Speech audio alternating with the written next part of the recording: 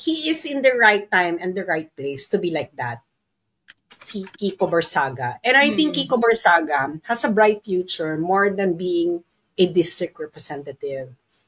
Alam mo yon? Kasi, fresh. Lechon. Biik. Sariwa-sariwa, malamis na miss ang laman.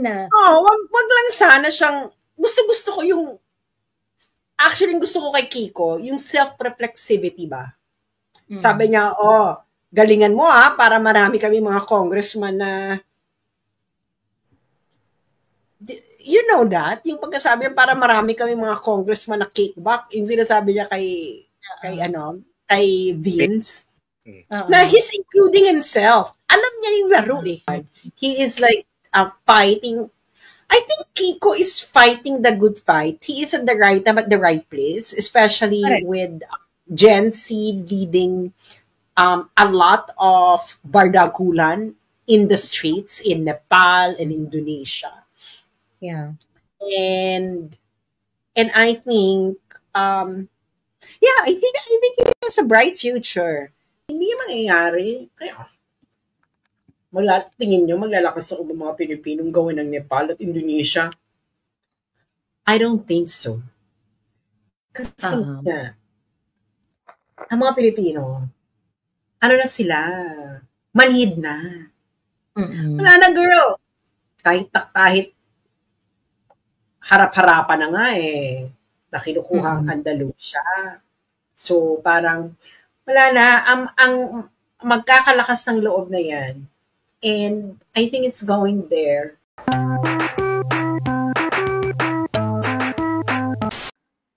Si Jinggoy yung gusto nila papanagutin. Si Jinggoy Estrada. Ganun. Well, I have no love lost for, Sino district engineer ng Doon yung taga doon si Bryce Hernandez at saka si Henry Alcantara.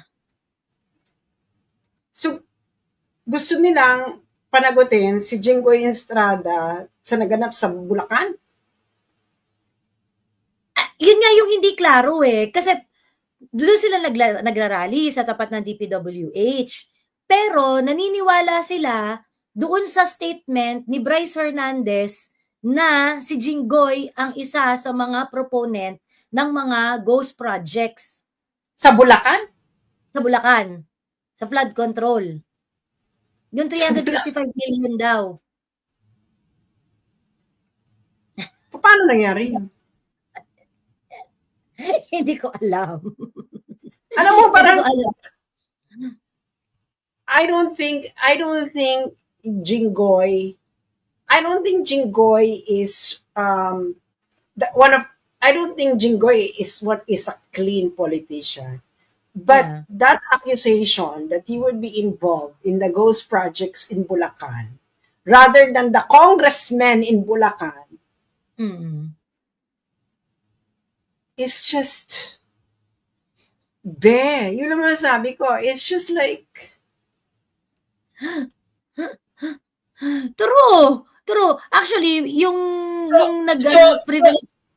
So yung mga congressman na taga Bulacan, Scott, wala nang pakialam yung mga Bulakenyo. Kay Jinggoy sila.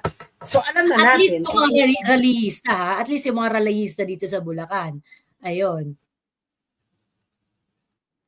Kasi nakakatawa. Ngayon, itong si Jinggoy, nag-privilege speech Tapos sabi niya gano'n, bakit sasabihin nyo na may kinalaman ako sa mga ghost project? Nanalo ako ng 2022 lang.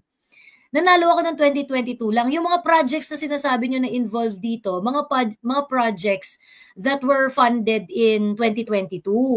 Sabi niya gano'n. So, ibig sabihin, 2022 budget, 2021 yan dineliberate.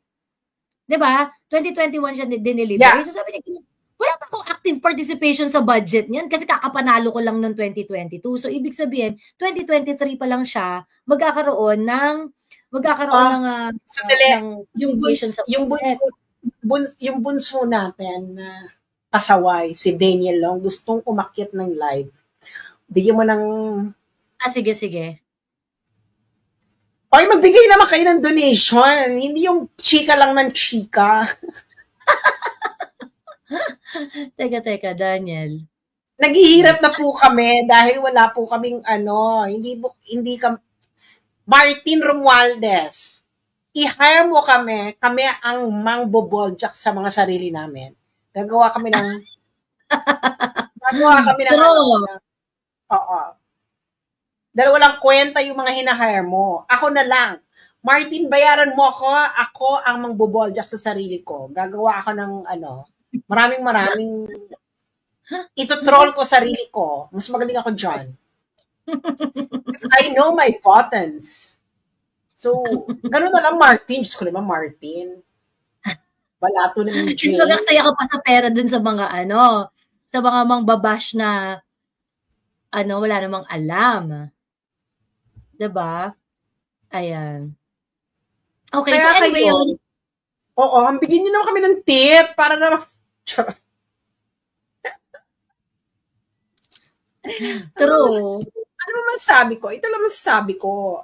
Ang masasabi ko lang ay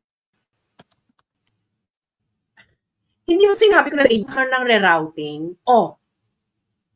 Rerouting na. Okay na si Pinsan. Mark safe. Babalik uli yan sa mga Duterte. Sinasabi ko sa inyo, yung mga taga Manila, lalo yung mga taga woke, no? Yung mga woke, putang ina ninyo. Sige, Duterte kayo dyan. Ang masasabi ko lang is, Mother Nature will just keep pounding on you to wake you up that your problem is not in The Hague and in Davao. Your problem is in Batasan. And in Malacanang. Correct. Ito namang AFP para naman red alert kayo. Feeling nyo talaga mga Pilipino maglalakas magloob mag-Nepal at mag-Indonesia. Hindi sila maglalakas loob ng ganyan. Hello. True. Dahil unang-una, yung Nepal, kaya lalong sumiklab yung mga Gen Z kasi binanned ang Facebook. Binan yung mga social media. I think it's 9 social platform. Kaya siya naloka, binanned ang Facebook. Okay. Kasi pag sinara mo yung venting ng mga tao, talagang parang pressure cooker yan, di ba? Oo. Parang lang yan, girl. Parang naglalaga ka ng baka. Pag ikaw, walang takip yung steady lang, di ba? Pwede ka mag-slow cook, ganyan. Pero pag takpan mo yan, bakla, kaya ako hindi ko nagpe-pressure cooker kasi sumasabog ang pressure cooker. Magkamali ka lang na. Alam mo yung pihit nung Oo, yung pressurizer, ano ba tawag doon? Ewan ko, Diyos ko Lord, yung mga 90s, 80s na mga pressure cooker, naalala nyo yung sumasabog pag nagkamali ka ng... Pag nagkamali ka, hindi mo na natakpan ng maayos. Inom lang ako ng vitamins kasi wala na nga akong pera, baka magkasakit pa ako. Ayoko mamatay dahil sa wala akong pera. True, okay. Well, ang tawag dito, anong mo? So feeling mo, hindi magkakaroon ng violent protests? Girl, walang lakas ang loob ang mga Pilipinong magaganyan. Hello, nung EDSA nga, peaceful. Magkano na inakulimbat nun? 20 years pa yun na dictatorship. Ngayon, wala naman dictatorship. Malaya naman ang mga kabataang magdrugi. Malaya silang magagala. Hindi naman nakaban ng Facebook. At may mga ayu-ayuda. Yeah, it's continuing, ha? In fact, sa Makati, merong paayuda. Saka, adik sila. Maraming adik ngayon sa sugal. So, maraming pinagkakaabalahan ng mga Pilipino.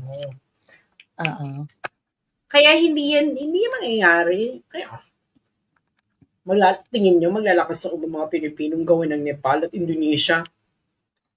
I don't think so. Kasi nga, ang mga Pilipino, ano na sila, manhid na. Wala na, girl. Kahit harap-harapan na nga na kinukuha ang Andalusia. So, parang, wala na, ang magkakalakas ng loob na yan, and I think it's going there, is, maraming mawawala ng trabaho. Kasi nga, di ba, bagsak ang tourism. Girl, we're already, naunahan na, dati, ang nakikipagganyanan tayo sa Thailand. Ngayon, girl, ang kaganyanan natin. Oo, wala na. Ayun ang kaganyanan natin, Cambodia. Alam mo yon, sa Pilipinas, na wala naman tayong ini-export ng bonggang-bongga. Tourism talaga ang nagpapabuhay sa maraming SME, small medium enterprise, di ba? Small medium enterprise. Kaso, wala na. So, maraming ano na. I really think, well, the Philippines is a sinking boat. And people are not aware. Alam mo naman mga Pilipino, parating last minute. Parating last minute. So, hindi pa nila nararamdaman to. Pero kung yung South Korea na mismo nagsabi na mga magnanakaw kayo, ibig sabihin, it is too much. Yes. If it is already, it's another country telling you, lahat ng administrasyon ay hindi 100% malinis. So, yung mga bansa nagpapautang sa'yo, meron silang tolerance level na garapalan. yung South Korea, bigla ka lang sinabihan na ayaw na namin kasi mga magnanakaw kayo. Yun lang yung gusto nila sabihin, mga magnanakaw kayo, mga Pilipino. Yan ang gusto sabihin ng South Korea. Ibig sabihin nun, there is something. There is something in there. Tapos, I think naman, nakikita naman ng lahat kasi gumuguha ang tulay, ganyan. Alam mo, ang wag lang anuhin ni Bongbong, ipanalangin niya sa lahat ng Diyos. Wag sa term niya mangyari yung the big one. Yung massive natural calamity, kasi that's going to really expose him to the core and it might kasi it's due yeah, it's yung the big one, and that is going to be the if the millennials have the Yolanda, the political awakening of the millennials is Yolanda. If there's going to be another massive natural calamity, that's going to be the Yolanda of the Gen Z. Sabi daw, don't say that, Sas. I will say that because that's just scientific fact. Ano ba kayo? Ano bang feeling ninyo? Mapapahinto ninyo ang plate tectonics ng Earth?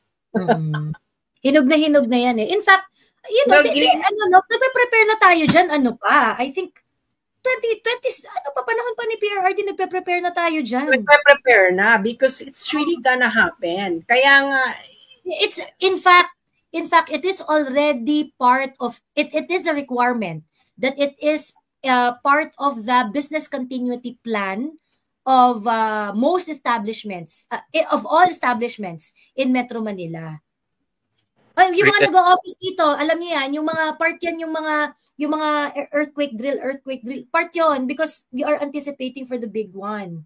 Because it's really gonna happen, no?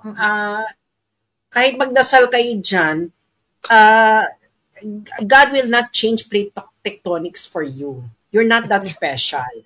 No? You're not that special, darling. No? Sabihin lang sa'yo ng Diyos, dasal-dasal ka dyan. Ba't di ka nag-prepare? Yun ang sabihin sa'yo ng Diyos, mag-prepare ka. Dasal-dasal ka.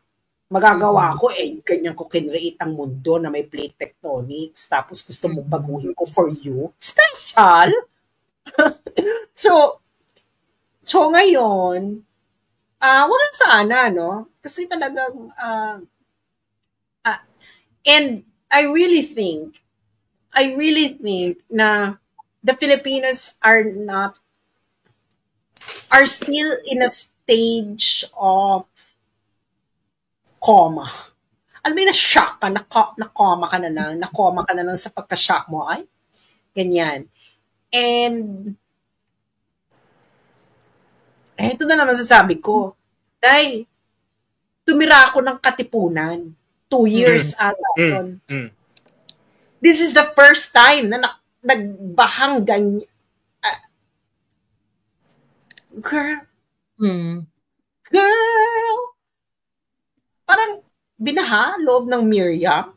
Parang, Miss Joey Sass, grabe ang pang-insulto sa inyo ni Attorney Libayan sa vlog niya. Alam mo, sa totoo lang, ito I just have to address this once, Attorney Libayan, kayo, help Magalong to do better next time.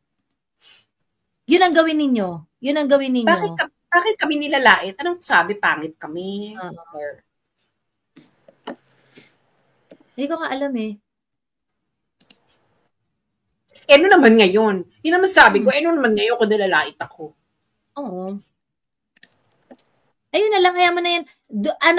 Tulungan niyo na lang si Magalong to do better next time. You know, he's not gonna get more people to believe him kapag ka siya, panay foreplay siya. Ibaon niya na, tsuk-tsak na, 'di ba? Alam mo, namanid na ako sa ay nilalait ka ni ganyan. Namanid na ako kasi mang bakla kayo, hindi na tayo 12 years old. Bakit ganyan pa rin ang bad niyo? O hindi nilalait ka ng ganyan. O ano naman ngayon? Yan naman sabi ko, ano naman ngayon? Kailangan ko mong pakinggan? Kung hindi maganda sinasabi, ba't kailangan mong pakinggan? At bakit kailangan mong paalam sa akin? Parang natatabunan kasi.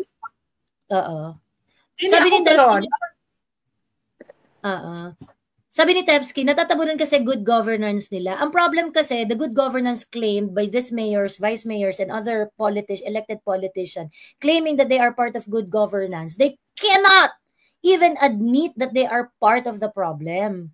Diba? Paano magiging good governance yan? Pag kami lang ang malinis, kayong lahat corrupt. Hindi. Ako, alam mo ang good governance, hindi yan sinasabi. Hindi yan kiniklaim. Hindi yan kiniklaim. Pinapakita nyo na lang. Good governance kayo. Well, the proof is in the pudding. If you can even match the poorest province in China, baka Guizhou. Baka saladuhin ko kayo. Ano ba? Parang, sa tingin nyo ba, ang mga Pilipino hindi nakaranas ng good governance sa ibang bansa? Tapos sasabihin nyo kami, well, good for good governance. Bakla pakita mo. Pag kailangan mong pakita, hindi ikaw ang nagsasabi dapat na good governance ang ginagawa mo. Ang mga tao ang magsasabi niyan. I-defend ka nila. Hindi ba? I-defend ka nila. Halimbawa, in fairness sa Baguio, no? But this has always been the case in Baguio. So, Mayor Magalong cannot claim this, na matitino ang mga taxi drivers sa Baguio. Nagsusukli sila up to the last. But this is not because of Mayor Magalong. It's always been the case. Baguio has been always like that because that's the Cordilleran values eh. Yeah, that's Cordilleran value. So, alam mo yon na ako, maniniwala ako sa'yo na mag-good governance ka when you turn a shithole into actually a livable place. Kaya nga itong mga taga-Davao, makikipagtegihan talaga yan for Digong. Yeah, correct. Because Digong turned a shithole into an actually decent, livable place. Correct. And that is a fact. That is a fact. Ngayon, will I say it's good governance? Yeah, it's good governance because you turn a shithole into a livable place. Pero yung sasabihin mo lang good governance, ayaw ko ng motherhood statement. Show me good governance. No? Ako, tumira ako sa mga bansang alam ko ang itsura ng good governance. Kaya hindi nyo ako magugoyo-goyo. No? Nasabi nyo, kami para sa good governance. No, darling. Mm. It's the people who live there who's going to tell you na good governance ka. Pero, ang batayan nga niyan, batayan niyan is dapat you turn a shithole into a good place. Kasi yung Baguio, I'm not saying na hindi maganda magpapatakbo ni Magalong. Baguio's always been full of disciplined people. It is. Baguio's always been peaceful.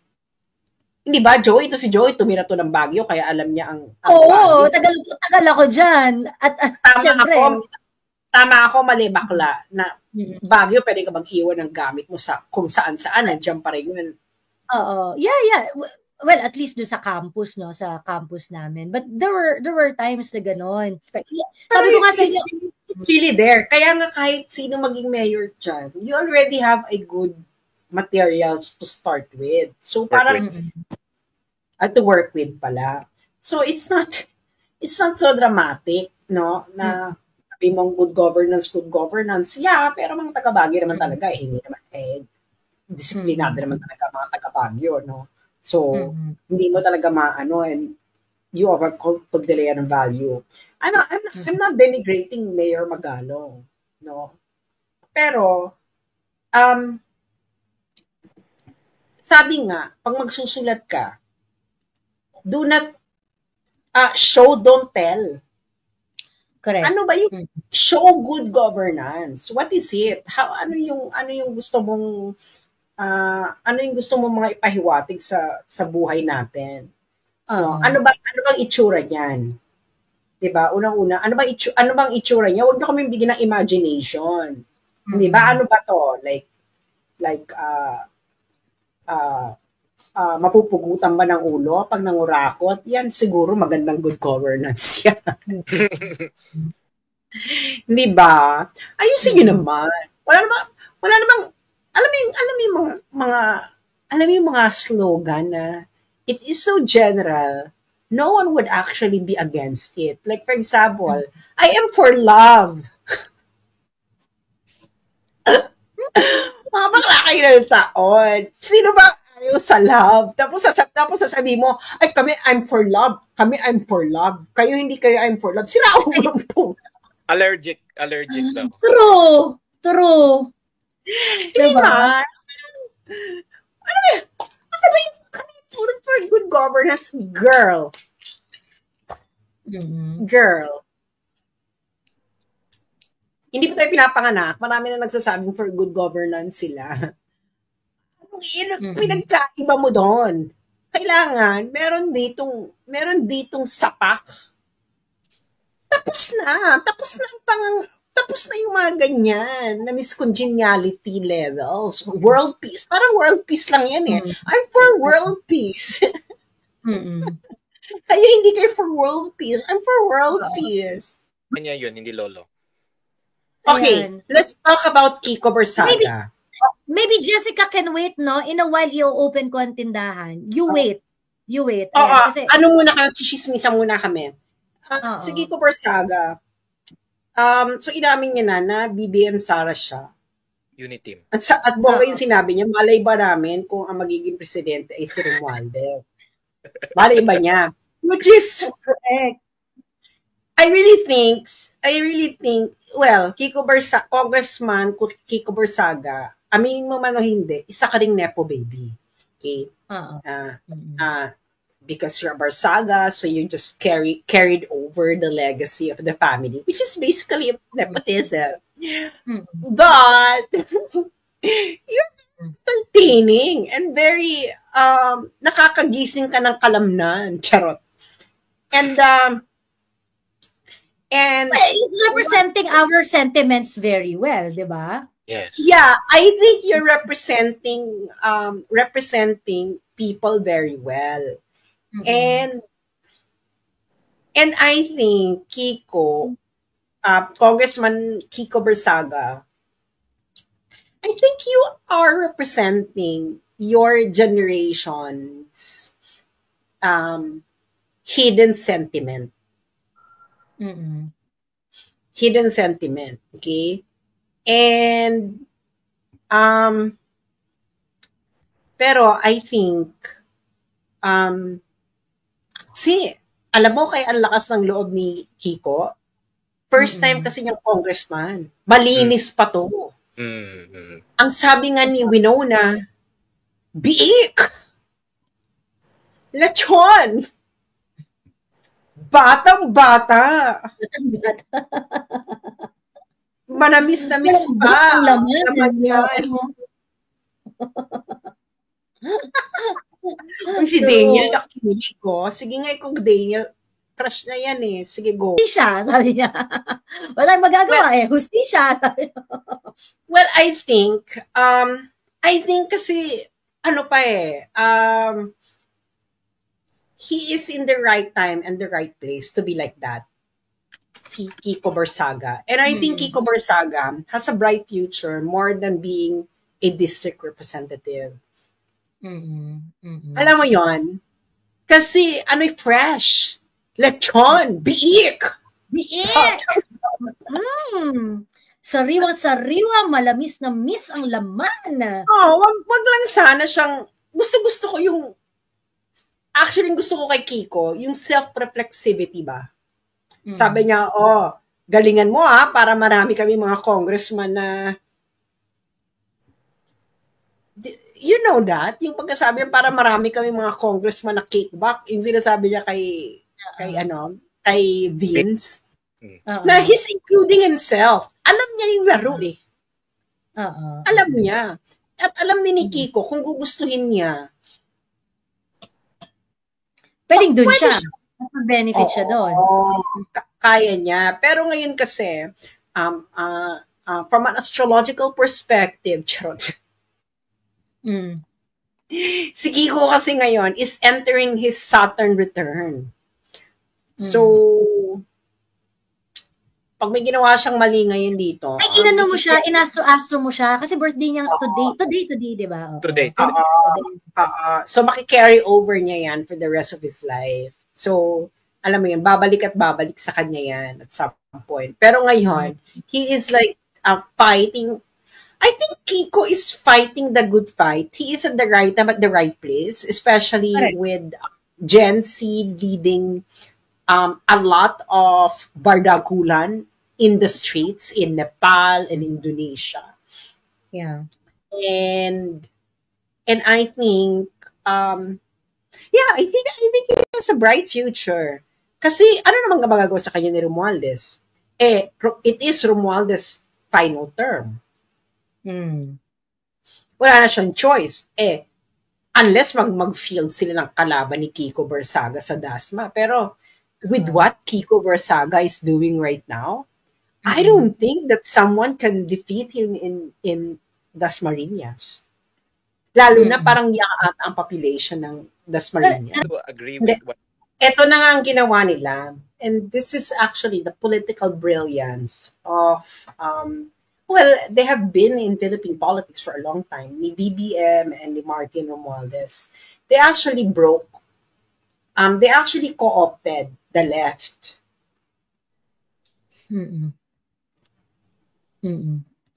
Gets niya. Kino-opt niya. So ngayon yung Duterte and yung left, hindi na sila pwedeng mag-align. Co-opt niya eh. So ngayon, the house, the people is divided. So walang parang hindi maki-carry over. Kaya ganyan ang eksena. Pero yun na nga, ang masasabi ko lang is, I think there is something big brewing. And we might be surprised on what it would be.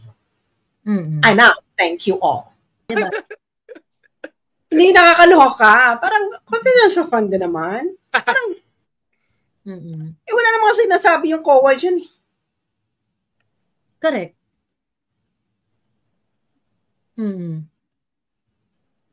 Diyos ko. Joey, debate kayo ni Atty. Libayan naman. Anong pag-uusapan? Magalong na naman? Boring. Magalong na naman? Iba na nga yung role ni Magalong eh. Yeah. Iba na yung role ni Magalong. I think All they need to do is to help Magalong out. Hindi, ano ba kailangan pagdebatihan tungkol kay Magalong? Strategy daw, may strategy What is daw. strategy? Hindi, why do we need strategy ninyo? Hindi, why do we need to debate about his strategy? Girl, if you have a strategy and you already laid it out, Bex, there's no point in debating it. A strategy is meant to be implemented and not to be debated about. Napakasimple lang ng hinihingi kay Magalong. Ang hinihingi kay Magalong is result. Okay? He claims to know the secrets of corruption, especially itong sa mga flood control projects. At pala AKAP, AIX, and kung ano-ano pa. He promised us that yung mga information na yan. So we're waiting for it. Yun lang naman yan. O ngayon, kung sinasabi nyo, meron kayong strategy, okay, fine. Ang sinasabi lang naman namin dito, 2 years na yung strategy na yan. 'Di ba? 2 years nang merong mga sinasabi si Magalong, okay? 2 years na siyang merong kinukuda. But he's not dropping names. Anong pagdedebatehan natin doon? Trust the plan daw eh. Trust the plan. Why should we trust the plan? We only trust results. 'Di ba? Ba't nyo kami pipilitin mag-trust sa plano ninyo? Di patunayan nyo, saka tayo mag-usap ulit. Diba? Patunayan nyo yung plano nyo. Di pag napatunayan nyo yung plano nyo, saka tayo mag-usap ulit. Wala ba yung kasimple? Ayan, Miss Joey, bakit sina Lacson at Magalong puro blind item? Kamag-anak ba nila si Christopher? Ay, hindi ko nga alam. Ayaw nila magsabi kung sino. If Barzaga can do it, they can. Ang dami-dami nila sa Mayors for Good Governance. Ang dami nila. Sabi ni trying to do better kahit po Duterte. Of course. Nag-start pa lang tong flood control issue na to. Sinabi na namin, wala kaming pakialam kahit sinong tatamaan. And kahit nung binibira-bira si Inday, ang sinasabi rin namin, di kasuhan nyo nang magkapatunayan tayo dito. Okay? I think this is the problem. You do not understand our alignment with the Duterte politics. Yun yung problem. Hindi nyo kasi naiintindihan eh. Hindi nyo naiintindihan na parang akala nyo yata pagka unreasonable or patently corrupt, akala nyo yata kakampihan pa rin namin. Wala dun sa Duterteng tao yung aming yung aming pag-agree dun sa politika nila. Okay? The reason why the Dutertes have huge base support is because we follow the politics of result. Okay? Kaya yung mga tao mahal na mahal si PRRD. Paano yung OFW? Paano hindi niya mamahalin si PRRD? Buong buhay niya, lahat ng pinagputahan niya nauubos dahil dun sa anak niyang drug addict. Yes. Ngayon nag-war on drugs si PRRD. Yung anak niya nagtino. Ngayon, masisisi mo ba itong OFW na to kung bakit mahal na mahal niya si PRRD? That is the politics of result. Yeah. Yan ang hindi nyo naiintindihan kasi. In-expose si Duterte, merong ginawang kasalanan. Anong tingin nyo? I-defend namin? Miss Joey, I'd like to dovetail from that. Kasi itong friend namin, itong si Nika Gadi, may post na naman siya, binabanatan na naman niya ng mga DDS. Ito pa sabi niya, akala ba ng mga DDS na lahat ng hindi DDS ay pro Martin Romualdez agad? Wala rin kaming pake sa kanya. Selective daw tayo. Sabi nila, wala daw siyang pake kay Romualdez. Wala kang pake kay Romualdez. Hindi ko wala kang pake kay Romualdez. Ibig sabihin, kung wala kang pake kay Romualdez, wala kang pakialam sa corruption niya. Kaya, nag-comment nga ako, sabi ko, takot lang kayo eh. Same energy nga, yung galit nyo kay VP Sara sa confidential funds, hindi nila kaya. Puro Manderwood statement. Diba? Bakit hindi kayo magalit kay Romualdez? Yun. Siya nga ang tinuturo ng lahat ng tao. Siya ang Ba't wala tinuturo ng Congressman, alam? siya ang tinuturo ng Diskaya, siya ang tinuturo ng Court of Delaware. Kayo na lang mga kakamping ang ayaw ituro si Romualdez. Siya na rin ang tinuturo ni ng isa ninyong dating katoto, si Tita Beng. Tita Beng? Charon.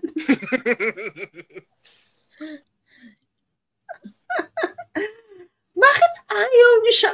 Why is it so difficult for you guys to be angry at Romualdez when he is the one behind all of it?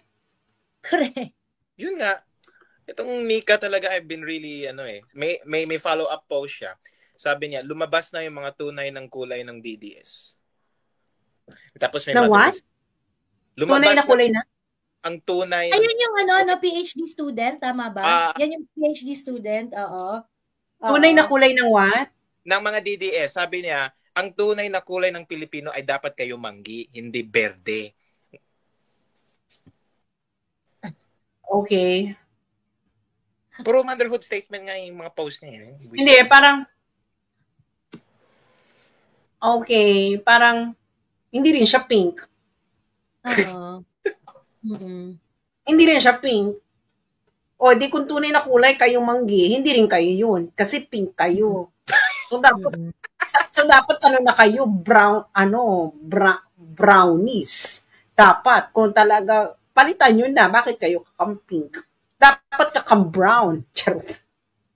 May mga, Miss Sass, may mga... Ito naman sabi, yun ang tanongin nyo, sa mga camping, bakit hindi nyo magawang magalit kay Romualdez? Siya nang lahat ng tinuturo.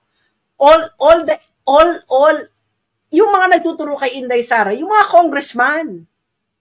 Wala nga findings ang COA. Wala nga.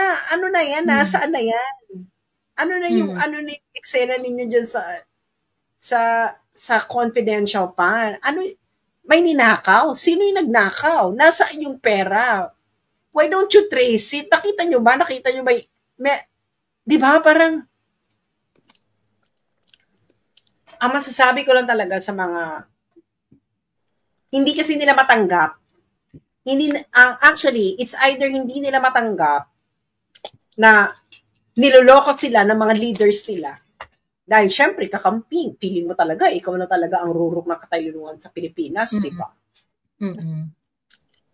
Pinaka-virgin. Hindi nyo matanggap na niloloko kayo ng mga leaders ninyo. Ayaw kayong pagalit sa mga Romualdez. Hindi nga sila nagagalit sa mga Romualdez, kay Romualdez, di ba? Bakit hindi? Bakit bigla na lang kayong naging pro-Romualdez? Kung kikokit ka! Kong, umakyat ka naman. Huwag namang... Oo. Kong, umakyat ka. Umakyat ka, Kong. Pinapadala namin, Miss Sass, yung Okada case sa kanya. Sinesend namin. Oo. Ay, umakyat ka, Kong. I-interviewin ka namin. Oo. Ayan, Kong. Ayan yung link. Kong, umakyat ka. Pag-uusap tayo tungkol sa mga andito ang pusas. Ayan. Mamili ka. Pusas, Alam mo, congressman, umakyat ka. Umakyat ka. Oo. Umakyat ka, Kong. Kung hindi ka umakyat, mag-aan na kami, Martin Romualdez. Martin Romualdez na susuportahan namin, charot. Ayan. So, umakyat ka naman. Alam mo, Kong, kailangan mo umakyat kasi nga, kailangan mo mag-chi kasi umakyat ka, Kong, pag-usapan natin yung sinasabi ko. Di ba dapat ganon? Kasi hindi porket binoto mo si Martin Romualdez as House Speaker, it doesn't mean automatic na i-carry mo kung ano yung posisyon niya on certain issues. Hindi yun ganon.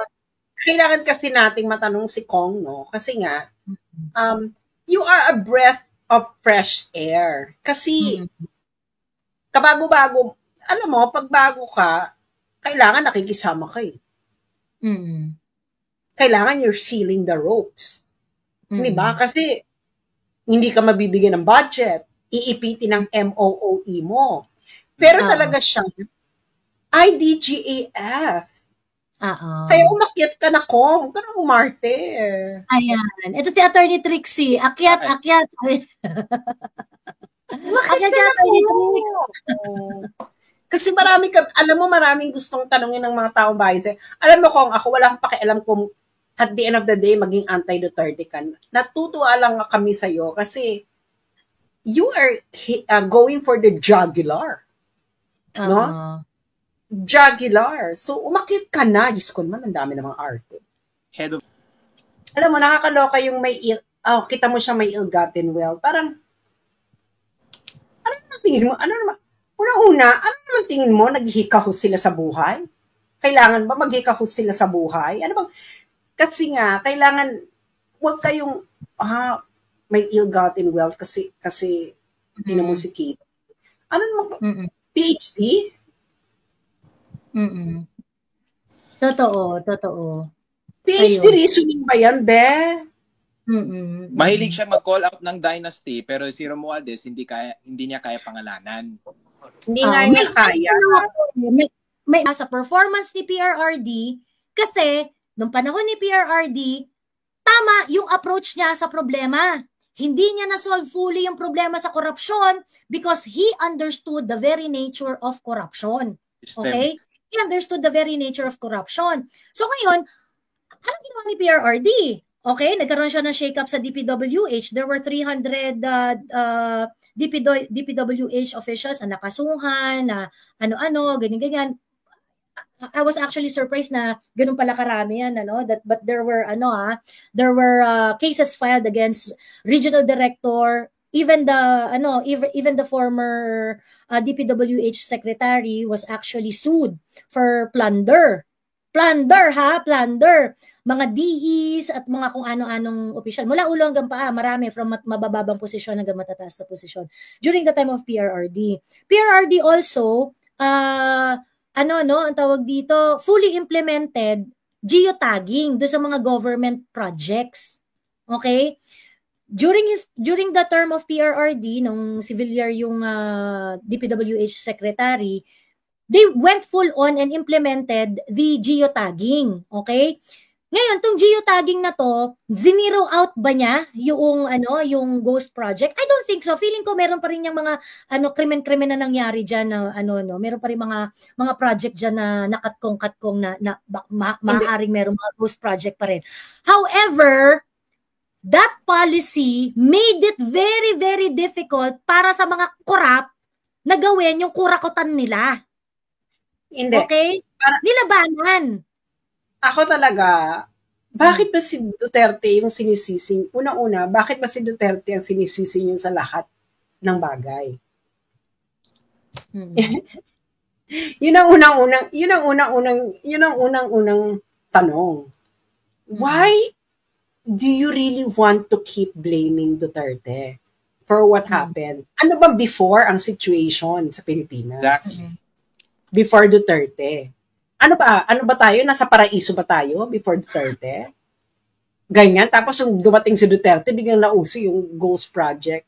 Ikalawa, yung sinasabi nyo, hindi kasi niya sunod yung Ghost Project. Actually, may gusto siyang gawin.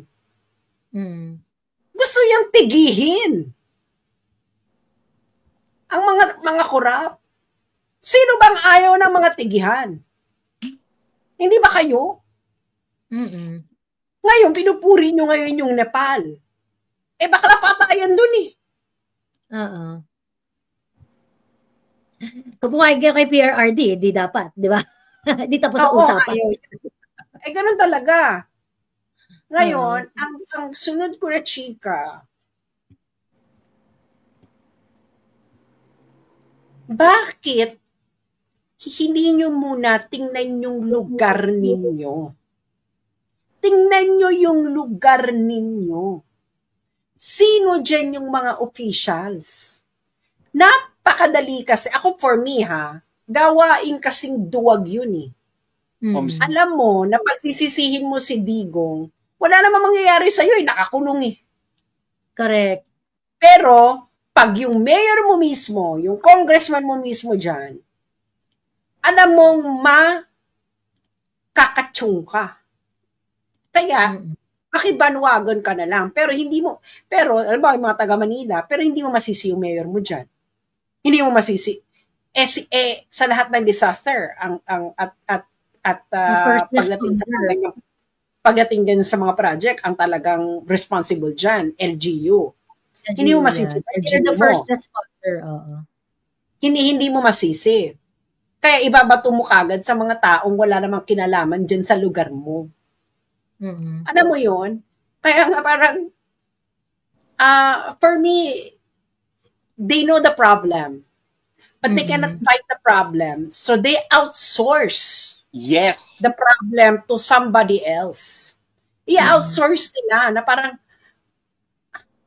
pwede ba yun? Na, tsaka yung lugar mo, sisisihin mo si Digong. Alam niyo po. Sila ulo ka pala. Maraming ghost project. Mga bakla, kahit ang UP may unliquidated cash. Hindi nyo nga masolusyonan. That is running for, that is already running for several fiscal years. Several years. Yan nga lang, hindi nyo pa masolusyonan. Kung maka-demand, di ba? Solusyonan nyo naman na yan. Mas maliit nga yan eh. UP lang yan. Di ba? Tapos, gusto nila sisihin yung matandang nakakulong. Ano bang ginawa niya? Nagnakaw? Nakakaloka. Bakla, pag ikaw may ill-gotten wealth ka, hindi ka makukulong. Dahil kaya mong bilhin lahat. Yan ang katotohanan dyan. Yaan ang pamantayan ng ill-gotten wealth, mga indong-indang. Hindi ka makukulong, kaya mong bilhin lahat. Kita mo si BBM, yung pamilya tao. Kulong? Hindi. Dahil kaya nilang bilhin. They can buy you, your friends, this club, this live, your entire generation. Ganyan. Ano ba yan? Ganyan ang ill-gotten wealth, mga indong. Hindi yung, kita mo na meron siyang bakla. Kailangan pag may ill-gotten wealth ka, okay, mahal ka ng mga elitista. Ano bang tingin ninyo sa high society ng Pilipinas? Ano ba tingin niyo ano ba yan? Mga madre? Mga bakla? Those are stolen wealth. These are coming from colonial era. They know. They love each other. Kaya nga wala na rin silang pakialam. Do you really think itong mga to, they don't rub elbows with each other? Chika-chika lang yan. Diba? Ayaw nila yung mga outsider. Kasi alam nila, pag yung mga outsider, ay hindi natin alam to kung katulad din natin ito na mga halangang kaluluwa. Pag na-feature ka na sa Tatler, you're in. Excel? 2.4 million. 2.4 billion. Sorry. Billion. Napakaboba naman. Sino yung Nika? Ano yun, yung parang up and rising content creator. So parang ang peg niya is academician, ganyan-ganyan. Nagre-recommend ng mga books about politics. Kasi nagpi-PhD siya eh. Academician, pero yung ano ni Trillanes na nasa Excel, para sa kanya, ebidensya. Correct. At saka yung bang 2.4 billion na yun, is it a balance of 2.4 billion or is it an accumulated credit? Transaction. Accumulated transaction. Nagsalita na nga yung bank yung BPI hindi. branch. Ang ginawa kasi niya niyan, hindi siya, ang ginawa nila kasi, inad nila yung credit at yung debit. So, accumulated transactions. Yeah, actually flows. Money flows. Yung sinasabi nila money flows. Credit, debit. Mga bakla kayo, kahit i-add din nyo yung i-add nyo yung mga pera ninyo, bakla, maluluwa rin kayo kung gaano kalaki ang accumulated transactions ninyo for 20 years. Actually, ang BPI, pag may account ka sa BPI, meron silang monthly, maluluwa ka na parang, naglabas ako na ganito kalaking pera? Yung pala yun? Transaction. Accumulated Tsaka, transactions. Accumulated yon. That's accumulated. Ang nakakaloka lang kasi sa kanila is, alam nyo, kung may pera ka sa bangko na ganyang kalaki, tapos nakulong ka, tarantada, mo pa yung pera. Bakla kaya ka nga nagnakaw eh. Para maging protected ka. Inakulong wala. Nakaladkad nga lang ng isang General Torre. Correct. yeah. Tapos sasabihin yung ill-gotten, bakla yung Marcos na EDSA Revolution. Saka si ERAP na EDSA Revolution. True. Oh, actually, that also tells na yung...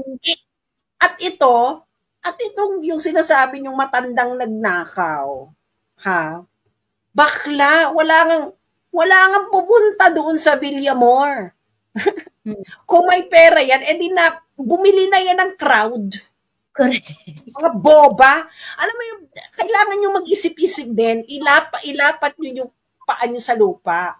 Kaya na kayo nagkakaganyan. Kasi nung panahon ni Digong, hindi kayo makapag-party. Tigilan nyo ako. So, hindi kayo makapag-party. Hindi kayo makapag-party. Or, yung mga sorcerela ninyo na tegi. Yung mga sorcerer nila. Marami akong kakilalang ganyan. Galit na galit. Kasi nga, nategi yung kanilang sorcerela. Oh. Ang mga pusha may nategi, yung mga pusha. Diba? Ang mga Cinderella, mga sorcerella, nategi. Sabi ko, Diyos ko. Parang, alam mo, parang, I'm not gonna say na hindi ako malinis, pero if you're doing something wrong, and of course, karamihan sa atin, may mga ginagawa tayo mga bawal at exciting para sa atin. Pero once you already enter that space, naiisipin mo yung ginagawa mo ay tama, bakla.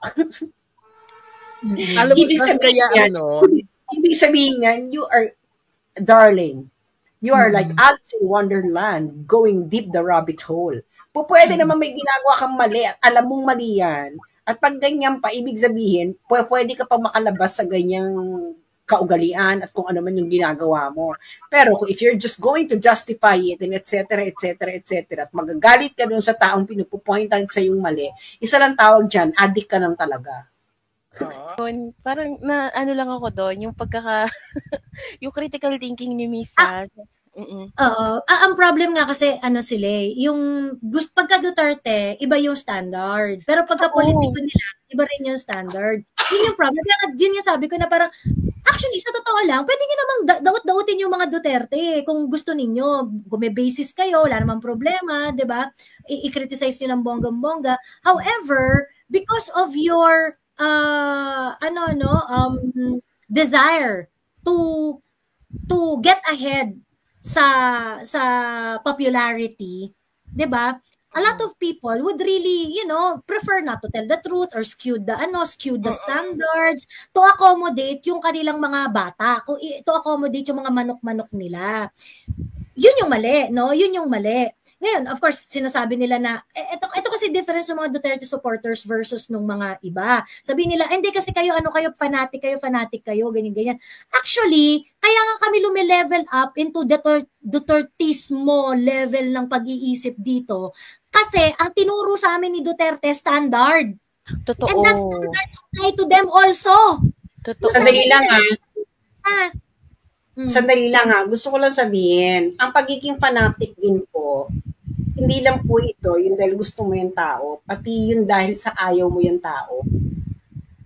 It swings both ways. So you are also fanatic of your hatred. True.